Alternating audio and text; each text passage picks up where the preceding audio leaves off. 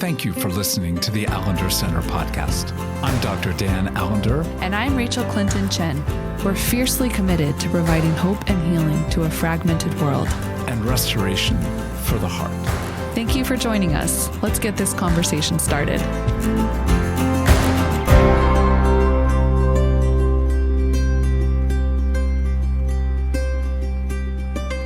The nature of this sweet and wild season so often can be summarized by what happens at the table. And so we have, Rachel, such a privilege to have on our, what I would call our resident gastronomist. Now, just to be clear, gastronomy is the delighting and the full enjoyment of the full spectrum of good food and wine.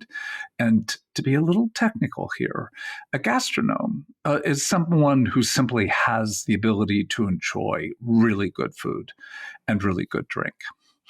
But a gastronomist is actually somebody who combines good eating, good drinking, and theory. And so we have our resident gastronomist, Lauren Peiser. Lauren, thank you for joining us. And I'll introduce you more in a moment, but just to say, so delighted to have you with us. Thank you so much. I'm excited for the conversation. So have you been referred to in that way before? I don't know. In the past 5 years, I don't know at the Seattle school before, but I think I have in other settings, maybe in my family. Oh, good. So it's not, I wondered if you might balk at least a little bit at that introduction. And technically, you are the manager of partnerships at the Seattle School of Theology and Psychology. And prior to that, you've had how many positions have you had at the school in your 5 years, which of course we always think about in terms of dog years. So you have really been with the school for about 35 years. Yes. How many jobs? Yeah. I think when we were counting before, I think six. I think the school doesn't know exactly what to do with me sometimes. So I'm hopping around. Well, I'll just say before Rachel jumps in to clarify my confusion, the bottom line is you have such an array of amazing gifts that virtually every, shall we say, the school in its ordinary chaos, when we need somebody to do a new position, your range of skills, including gastronomy, is fairly complete and rich. So we are very, very grateful to have you as a very significant part, not just of the school, but in terms of the work of the Allender Center. Yes, indeed. Yes, indeed. So as we jump in, the one thing that I want to say is that I think most of us understand this is a season of such high and rich and delightful sensuality. Just to think in terms of, we usually kill a tree somewhere in the woods, drag it in, and it's just a beautiful gift. Usually it's a small tree. I personally like the Charlie Brown, the tree that clearly is not going to survive. And yet its fragrance is so sweet. Peppermint, the smell of gingerbread cookies. Oh my gosh. For every other portion of what this remarkable season holds, there are smells, there are sounds, music that we play, particularly Celtic Christmas songs for whatever reason. And you go, I love them. Why don't I play them 11 and a half, 12 months a year? But they come. There's a unique hold to this season. So, Rachel, what smells, what sounds, what touch, what sensuality does the season hold for you? It's interesting because I'm probably going to go in a little bit of a different direction, but I think it's the season that I'm in of like motherhood. And when I was coming into Advent in 2021, I was actually in a season of a lot of grief due to some loss we had experienced in our hopes to bring a child into this world. And I was kind of going into that season like really angry, thinking about like Mary and Elizabeth and these women. So I was thinking about birthing. I was thinking about, in some ways, the sensuality of the messiness of birthing and tending, but then the messiness of grief. And then I found out that particular Advent that I was actually pregnant with my daughter, who's here with us today. And so I think the sensuality of this season for me, though it includes all the things you've named, like a Christmas tree and certain scents that elicit like a reminder of Christmas, music. Like honestly, we started playing Greensleeves from the Charlie Brown Christmas album last year, just kind of like, oh, this will be Evie's like go to sleep song. And she was 4 months old, and I wasn't thinking about the fact that that's like sleep association time. So we still listen to Greensleeves for nap time. So that's just been for a whole year. Like we have listened to that 11, 12 months out of the year, Greensleeves. So I'm excited for that to feel a little more like in sync with the season. But some of the sensuality I'm most looking forward to in this season is continuing to ponder the God of the universe coming into our world through the birth canal, becoming a toddler, like Evie's becoming a toddler. So like fit throwing and messy food eating and eating with her hands. And so I think I'm in this very, very, very elementary, like kind of primal sensuality phase of this season, and just the wonder of it, and watching her explore the world and come alive, and imagining what it is for God to have a mother, and to be a toddler, as strange as that is. And for you, Lauren, especially as we begin to weave into what this season has brought you with regard to the table and your love of food and wine and how you set the table. But first, just what broad sensuality comes for you during this season?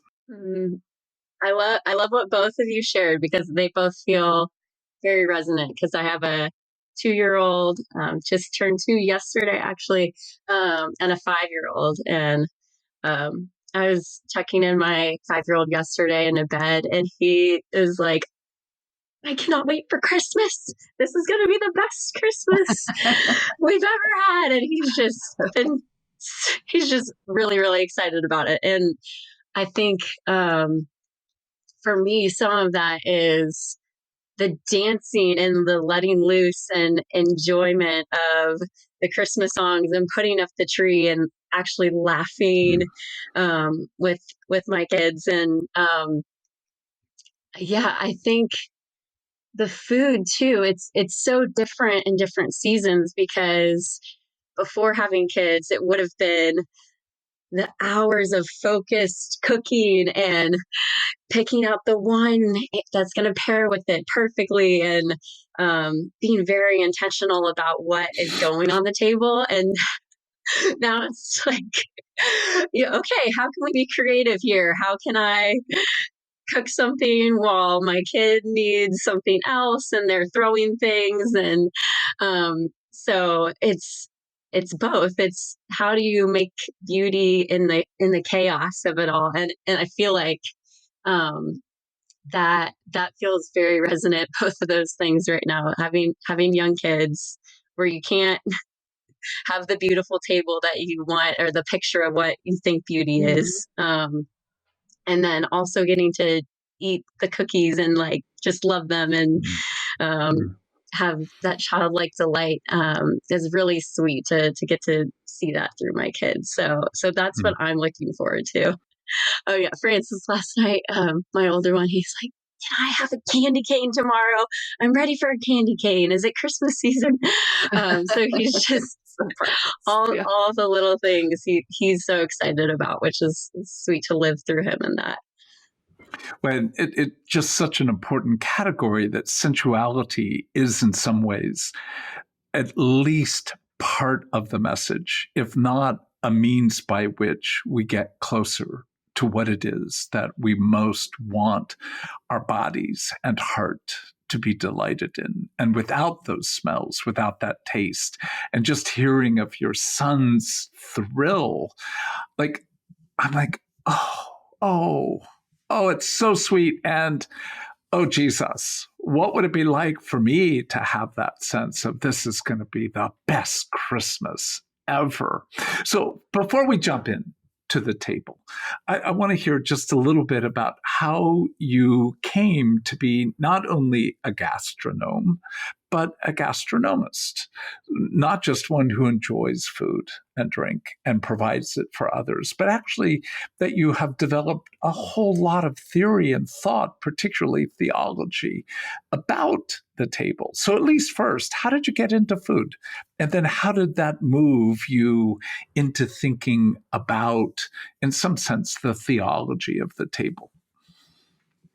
Yes, I love that question. I'll try and not take the whole rest of the time sharing, because it feels like a long story.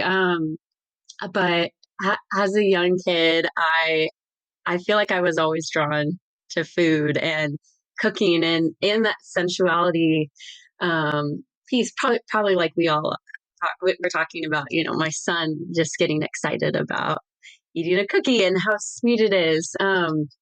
And um, the culture, which was both had Christianity tied into it, and also a lot of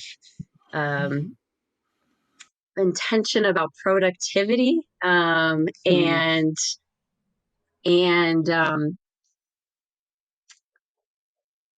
having a good image, I think, was also attached to that. And so I was just, I feel like I had so much joy. I remember that being a young kid and having a ton of joy around food and eating. And then I realized through other people's eyes, not my own, that, oh, I was chubby, and that is not necessarily a thing to be delighted in. And that was some of the shattering for me of, oh, okay, this is actually not good to enjoy food in this way. It's not good to get excited about something that's sweet. Oh, this is something that needs to be tamped down and not expressed. And so there, for me, there was a lot of connection to what is talked about a lot, purity culture, of being pure and pleasing God with self-control and discipline around food. And so I carried that with me for a long time, and had a lot of experiences where I was able to find healing in that. But I got to study abroad in Italy, and I studied food and wine there, and it was really just a transformative experience for me. Not necessarily saying Italians are the only ones who know how to eat well. That's definitely not true. But for me, just jumping into another culture where there was so much enjoyment around food and everyone was in that world and okay with that. And it was, there's a lot of intention around eating, a lot of intention around enjoying food. Dinners were long and slow and just really fun. And I was just taken into another world that was so beautiful for me. And my body just felt at ease and relaxed. And I feel like the 5-year-old in me started coming alive again at the table. And yeah, I got to go to farms and vineyards and see people really having a lot of intention around how they're growing this grape and going out and touching it every day and looking at it. And then even people, they spent their whole lives focusing on how to make pecorino cheese. And I was just like, you can do that. You can spend your time doing that. That's okay. So I just was so in love with that idea. And it just, my body knew that like, this is what I need to do. I need to do something around food, and providing a space for people to feel free around food and feel shameless around food. And yeah, so that was the first experience for me of feeling a lot of just call, I guess to say, call to do work in that. And the theory piece, I would definitely say for me, theory has always, it just has come after the practice. And then like, reading a verse much later in the Bible and going, oh, wait, I think this is what I was experiencing over there. This is resonating for me now. So it's never been I would just life circumstances. I've not been able to go to graduate school and study all of this stuff. I mean, I would love to do that. It would be so fun. But Not till we I give haven't. you another 5 or 10 more jobs. And I mean, that has been part of it, getting to be around the people at the Seattle School too. And Allender Center, I have been able to make connections of just getting to be a little bit of an armchair expert of getting to have conversations with others and say, oh, okay, I think this is about like the theology. I didn't even know like eco-theology or feminist theology were like things that people like spent tons of years studying. But I was like, oh, this is like what I've been like experiencing in my life. But I didn't know there was like a whole field of study around it. So it's been piece by piece that the theory has come alive for me around food. It's been much more of a embodied practice. Yeah. So in some ways, to be able to underscore that whatever delight you found, without going perhaps into too many details, there was a certain shaming and a silencing of that delight. And to be called chubby and to have that become a realm in which restriction, control, efficiency, productivity, in so many ways, most of us do not grow our own food. We don't go touch the grapes that we eventually come to be able to encounter either on the table or through a glass of wine. Everything is built on efficiency and productivity. I go to the store and I don't think about the animal that had to be indeed killed for my sake. I don't have to go and think about the labor involved in developing the broccoli that I'm going to eat. So there is a certain degree of thoughtlessness with regard to food, and certainly not much practice other than what happens directly in the kitchen. So it is such a sweet thing to hear that in some ways Italy saved you. It gave you a chance to return to something of shame freeness, not shameless, but a shame freer stance with regard to food.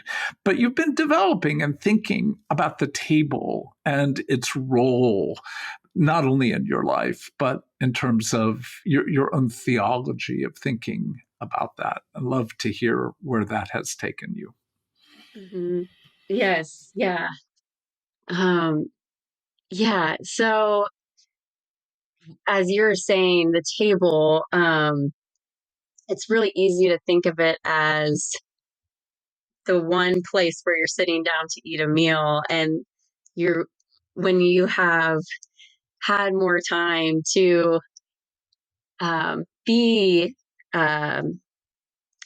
in the field, be even in a winery, spending time crushing the grapes, you realize there's so much more than just what's at the table right now, than the food you're eating. This every single thing that you put in your mouth has a story, and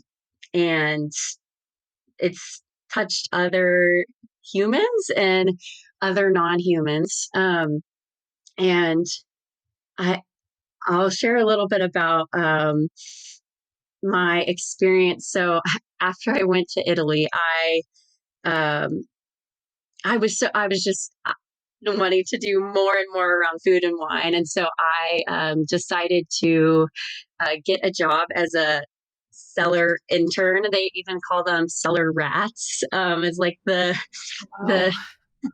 name Wow. for them. And I I had no idea the difference between a large scale winery wine production versus the family wineries that I studied at in Italy. And so I took a job with a very large winery.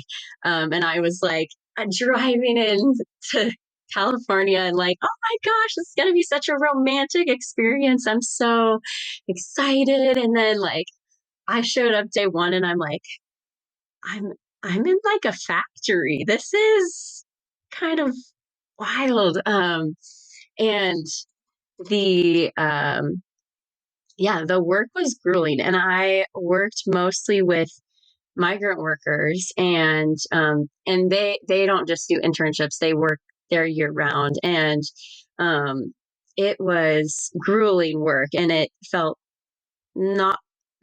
All the sensuality and pleasure was taken out of it, and it was about efficiency and moving quickly through it, and that experience for me too made me a lot more critical around um, what am I inviting to the table right now, and how is my table that I'm setting um, really creating a table for everyone else too, a table of enjoyment and pleasure, and I think that of course in our society too, it's hard if you're spending all of your time trying to analyze every single product that you buy to make your table curated in the best way. That's hard, and then you get stuck in purity culture again. But also being able to um, ask, what are the stories that this food and this drink is holding, and has this created pleasure for others, or has this created um, difficulty and struggle and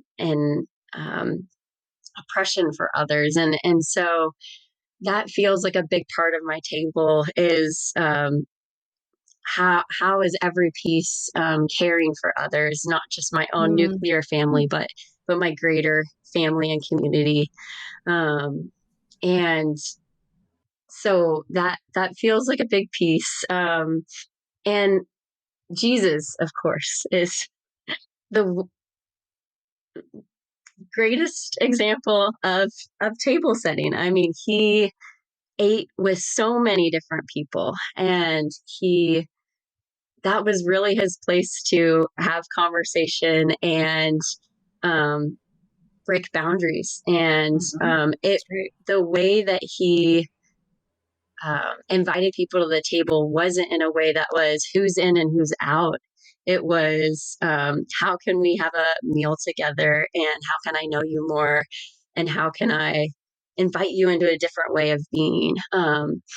And and so I've been very wanting to also emulate cheeses also in setting the table. Um, I think that's what I would say. Well, when we were talking about this, there were some words you used, and maybe I'll call them back for you because I would love to hear just a little bit more. And I think, because it was so compelling to me, you were talking about, Jesus relating to himself as the bread and the wine, and you said, why not water and lentils? In some ways, if it's just a common table, if it's just a common food and drink of the day, why not water and lentils? What is it about bread and wine?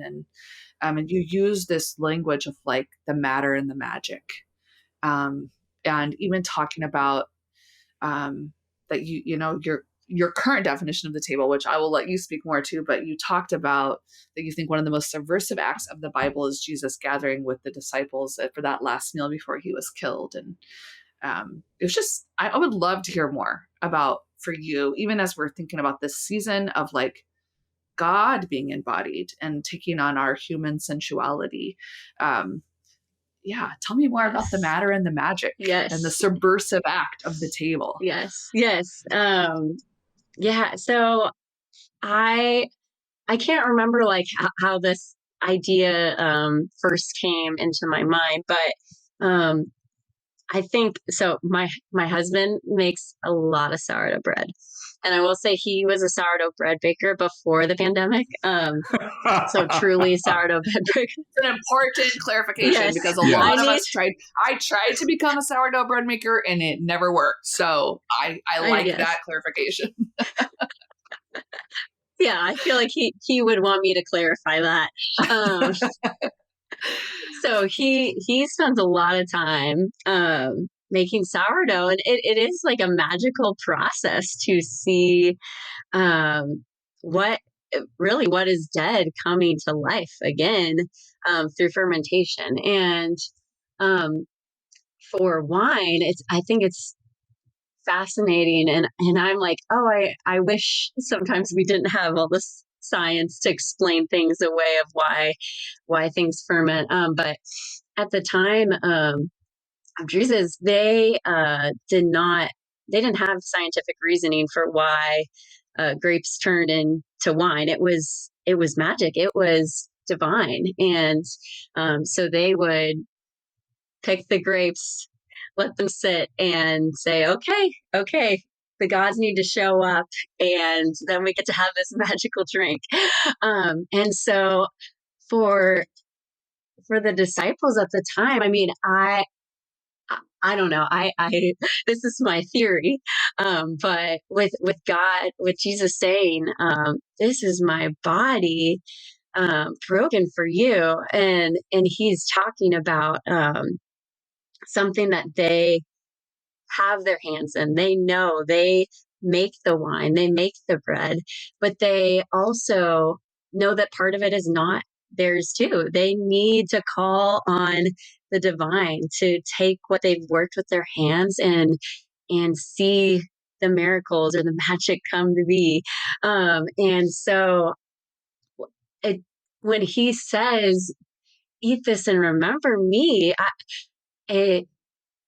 I just hear him saying, I'm going to go. I'm not going to be here, but you will find me again in the matter and the magic. When you put your hands in the soil, when you hug a loved one, when you are okay to touch the wounds of others, and wait for me to show up, like that's where I'm at. If you are willing to slow down enough to touch what is beautiful and also touch what is not, what we deem as not beautiful, and allow my magic or miracles, whatever you prefer to say. I kind of like magic, but to show up. And I think right now in our culture, there's so much polarization, and there's a lot of fear and escalation of things. And it's so easy to see problems and say, how am I going to fix this? What am I going to do? All right, I need to use my human tactics to take care of this mess. And I think I keep asking, who are going to be the ones that gather us around the table? Like when all the chaos is happening in our world, who are going to be the ones that gather us? And that was Jesus before he died. I mean, he could have very easily said, I'm not hungry. I don't want to eat. I'm going to go off and uh, care for myself. Or he could have said, all right, how are we going to protest against this? Those things have their place, but he also felt it was very important to eat together and have a meal together. Um, and and that feels so subversive in these times. Something that I really like. He's a psychologist, philosopher, Bayo Kamalafe, but he says the times are urgent, so we need to slow down. And that is what I feel like Jesus was doing, is not creating more urgency and saying, let's slow down, let's be together, let's see each other's faces, and shame free. Let's see each other enjoying something. And even, with Judas, who he could have very easily not invited to dinner. And we often do that now, where we say, okay, who's not going to be invited to the table? We need to be selective because we don't want anyone ruining our table. But I think that I think the table is very, to me, I see it as dancing too. We're dancing with the food. We're dancing with other humans. We're dancing with the rest of the world when we're sitting and enjoying. And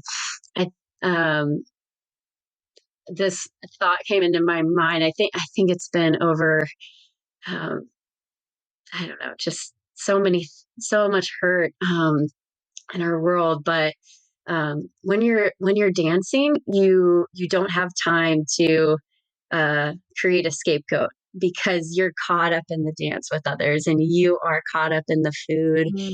You're caught up in the enjoyment or in the pain of others. And when we don't slow down, and we're not present with others, then we need to create a scapegoat.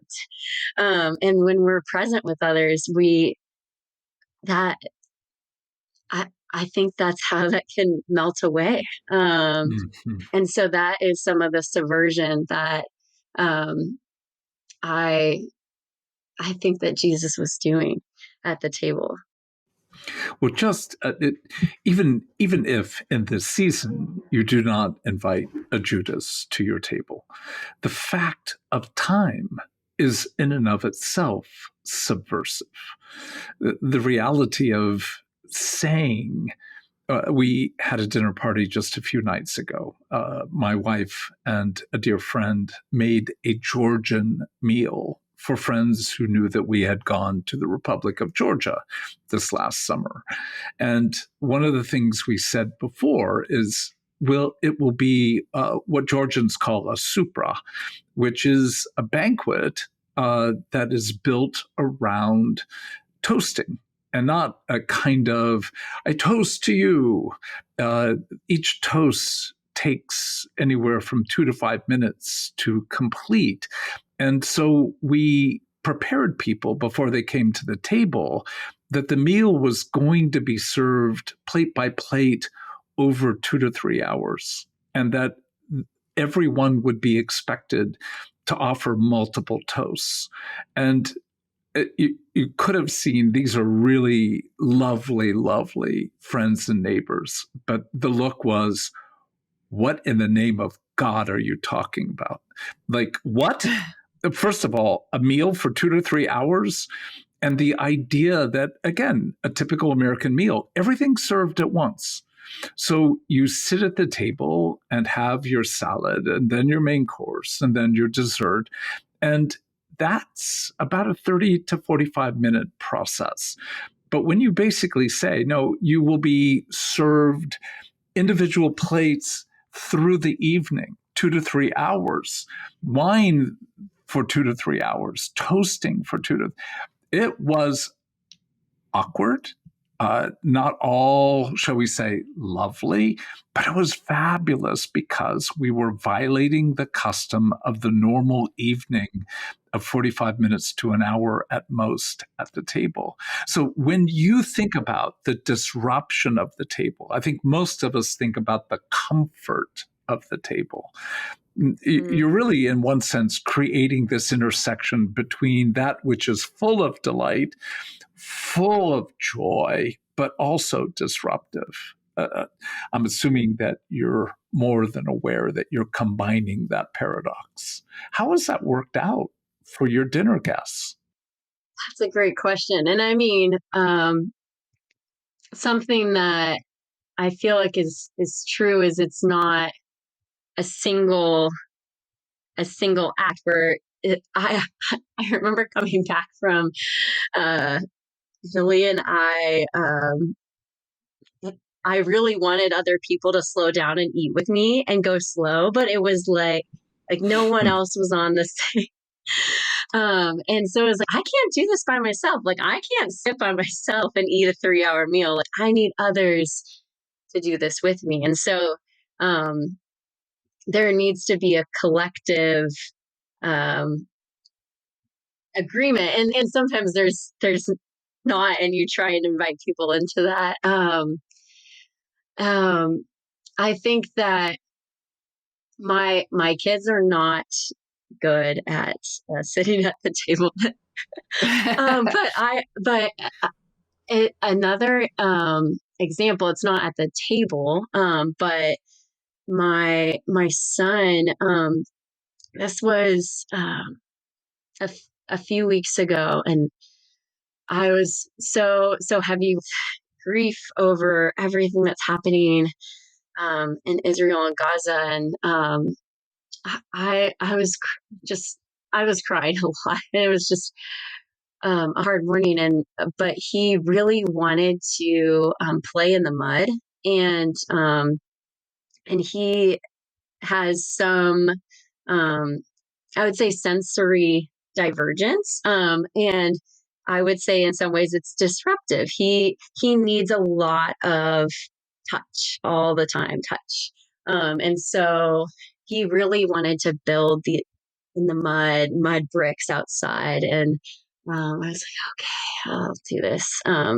don't really feel like it, and by the time we did this for 3 hours, he was it just, for him, it was so what he needed. And by the end of it, I was like, this is what I needed. I needed to touch the mud for 3 hours and just feel it in my hands, and even squish it, and the worms and everything is there. And so my kids invite me to other tables that might not be sitting around a table with food, but into this disruptive slowness that I need. There's so many things that my kids do that they lead me to that feel annoying and in the way, and getting it like, oh, I wanted to prepare for this thing, or I didn't get to finish writing this, or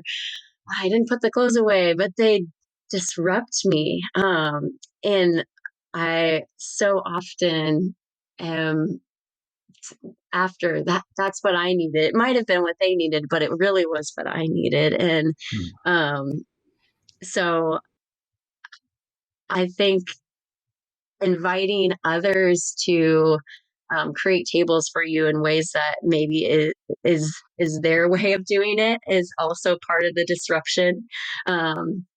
And so I know I'm talking about my kids creating tables for me rather than me creating tables for others, but I think they're a wonderful example of that disruption, of being in your body and not having this product that you're necessarily creating after.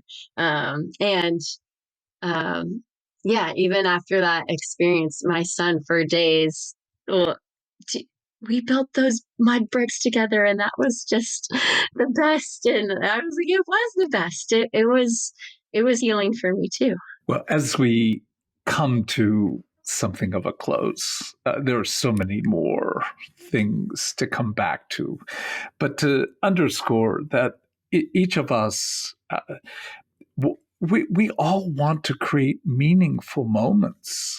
There is something about good food, and this is a season where, if there is likely a significant effort to be put in to creating that sensuality of smell, of evergreen and peppermint and gingerbread and turkey, et cetera, what you're describing is, how do we create some degree of disruption so that it isn't just a lovely meal that several people prepared, other people will clean up and then put on the table. And some of that is by who you bring to the table. And also, some of what is involved is setting the tone for what you want at the table. And that sense of, yeah, we all know that around Thanksgiving, what are you each grateful for? I refuse to ask that question. At least it didn't come up at our Thanksgiving. But we did ask questions that eventually got around the realm of what has brought you a sense of honor, what has brought you a sense of delight in this year, therefore leading into that question. But I think in some ways you're inviting us all to slow down, create much longer spaces, and to indeed invite people to this sense of Jesus is in the bread, because in part it is the picture of death and resurrection, and he is in the wine because of the magic, the miracle, the inversion of death to life. So all that is the richness of what you bring. When you think about what you will most hope for your day of celebration on Christmas, what have you planned? I think one thing is planning to be attentive to what's emergent and what's coming to the surface. And yeah, like I say, with young kids, sometimes your plans that you have, the way that you want to make the day go, oh man, like, okay, we're gonna wake up and we're gonna have cinnamon rolls at 6, and then it's gonna be this. It's like, nope, they're gonna be interested in that box that that one of their gifts was in for 3 hours. Or maybe there's, like Rachel, you were saying earlier, you had you're going to have this lovely meal, but actually your kid is having a tantrum because he wanted to have no pepper on his mac and cheese or whatever it is, and so I think some of the planning and some of what I think Jesus did so well is how can I be present and sit long enough to see what's emerging and tend to what's emerging? And so I think I want to make really good food, and I will also allow my kids to disrupt that in some ways. And, Indeed. Oh my gosh, I have so many times where I have this like vision of how I want a certain plate to look, and I have it all here. And then by the time it gets there, I'm like, just like, oh, kid, and like, just throw it on the plate. I don't even care. But it tastes really good. Put it in the blender. Just forget it all. Yeah. But going back to that joy, that is really what I want to have the intention for is, am I able to capture that joy and tend to that joy? And the kids with the food all over their face and the floor. And am I able to be present to that, to the mess?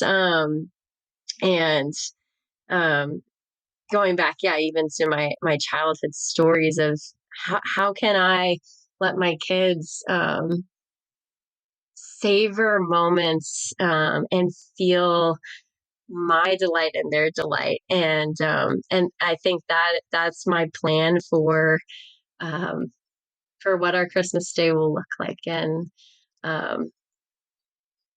we'll have to see how it actually goes and what it actually looks like. Well, for us all, knowing that Christmas is but a few days, there is that sense of, oh, may you bless the chaos, and may you know that nothing that you have planned will likely be as you would wish.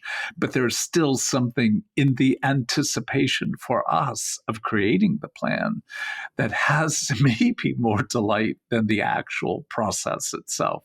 Yet, in doing it, who knows what level of chaos and yet what level of play may be involved. So we deeply and sincerely wish you all a remarkable, tasty, sensually delightful, and wild and chaotic, but beautiful Christmas. Merry Christmas to you all. Merry Christmas. Merry Christmas. Thanks for listening to the Allender Center podcast. If you're gaining new insights through the topics we're covering in this podcast, we invite you to deepen your understanding of your story by working through one of the self-paced online courses offered by the Allender Center. If you'd like to engage your personal story and explore how the goodness and pain in your life has shaped you, we recommend starting with To Be Told, the online course led by Dr. Dan Allender. You can enroll for To Be Told or any other online courses at theallendercenter.org/online-courses. Oh, and one more thing. When you subscribe to our newsletter, you'll be the first to know about new offerings, events, and sales. Visit theallendercenter.org/subscribe to join our mailing list today. Thanks again for listening, and we'll see you back here next time.